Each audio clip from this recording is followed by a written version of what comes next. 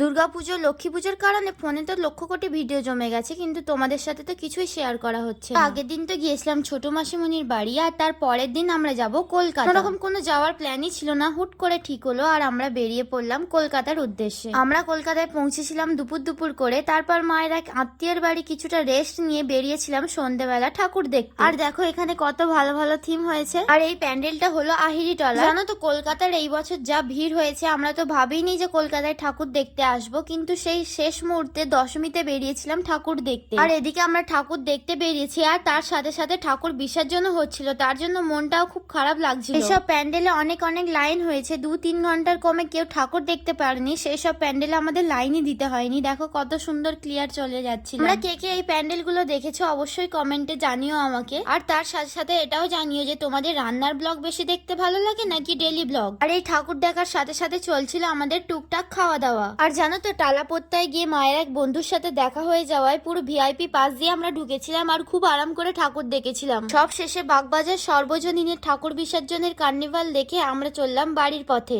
তারপর রাতে খাওয়া দাওয়া করে সকালে বাস ধরে ফিরলাম বাড়ি। তাহলে আজকের মতো আসি, দেখা হচ্ছে নেক্সট ভিডিওতে। বাই।